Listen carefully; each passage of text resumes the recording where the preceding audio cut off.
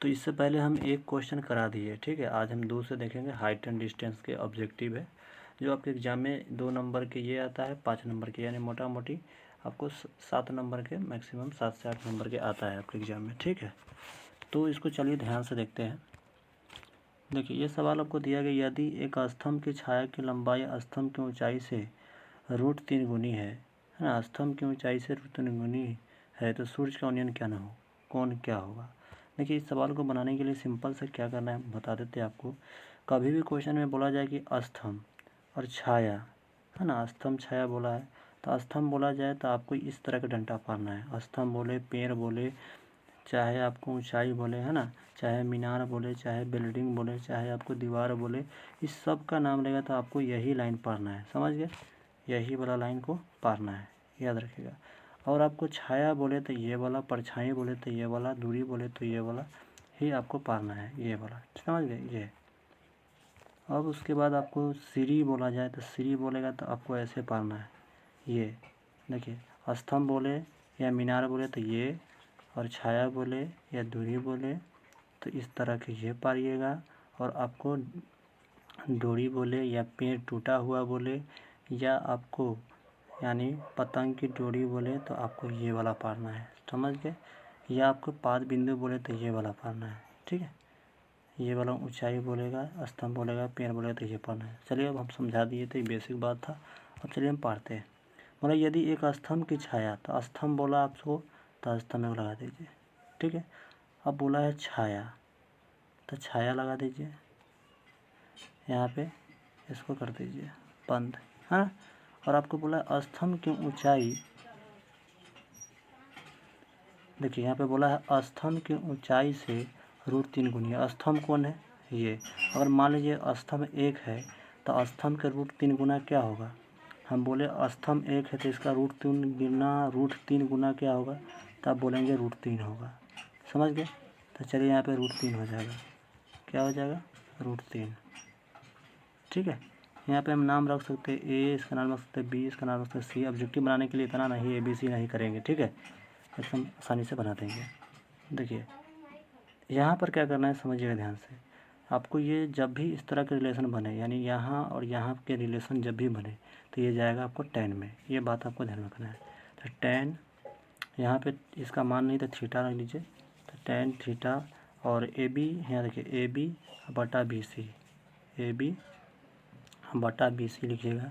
AB के मान कितना दिया है, 1 दिया है, 1 दिया है तो 1 लिख लीजिए। AB के मान कितना दिया है, 1 दिया है, tan यहाँ लिख लीजिए। AB के मान कितना दिया है, 1 दिया है, 1 लिखिए। और BC के मान कितना है, √3 दिया है, √3 लिख दीजिए। tan कितना डिग्री के मान √3 होता है, 1/√3 होता है, तो आप बोलेंगे tan 30 डिग्री का मान 1/√3 होता है, तो ऑप्शन नंबर ए इसका राइट उत्तर हो जाएगा। देखिए एक बार फिर से क्वेश्चन पढ़ देते हैं। बोला एक स्तंभ छाया की लंबाई, है ना, स्तंभ की ऊंचाई से √3 गुना, किससे, स्तंभ की ऊंचाई से, तो इसलिए इसका उत्तर राइट ए हो जाएगा, ठीक है। अगला सवाल ध्यान से देखिए। बोला गया यहाँ पर ही कि भूमि से 100 मीटर की दूरी पर, देखिए भूमि से 100 मीटर की दूरी पर, भूमि से 100 मीटर की दूरी पर, है ना, 60 डिग्री का उन्नयन कोण, उड़ती हुई एक पतंग की डोरी की लंबाई ज्ञात कीजिए।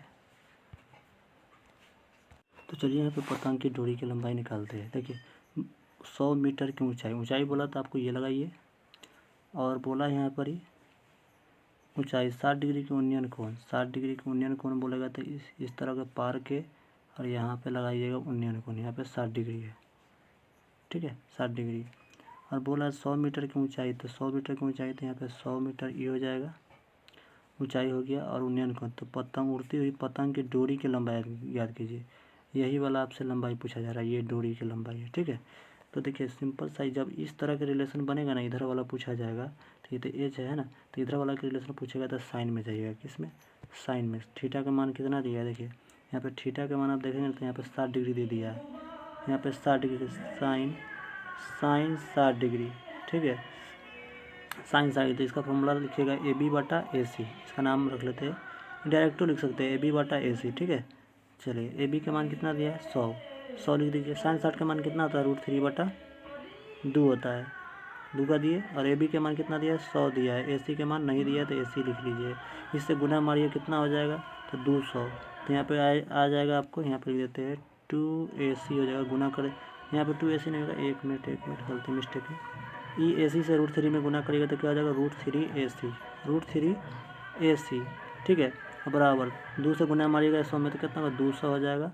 और ये √3 कहाँ है, गुना में तो कहाँ चल जाएगा, भाग में, गुना में है तो कहाँ चल जाएगा, तो AC बराबर आ जाएगा 200/√3 मीटर। तो देखिए किस ऑप्शन में है 200/√3 मीटर, तो ऑप्शन नंबर आपको दिया है सी में, ऑप्शन नंबर सी इसका करेक्ट हो जाएगा, ठीक है।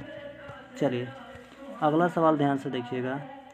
आपसे क्वेश्चन में कहा जा रहा है कि एक 12 मीटर ऊंचे खंभे जमीन पर पड़ रही छाया की लंबाई 4√3 मीटर है, तो सूर्य का उन्नयन कोण है।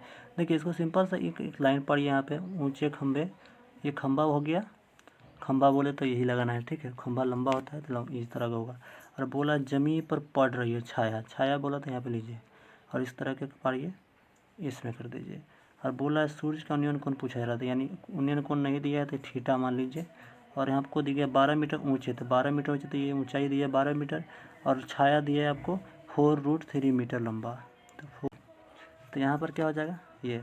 अब देखिए इसका सूर्य का उन्नयन कोण पूछा जा रहा है, तो देखिए इसका फॉर्मूला होता है, ठीक है। तो यहाँ पे एक कॉल आ गया था, ठीक है। चलिए कोई बात नहीं, ध्यान से देखेंगे आप लोग।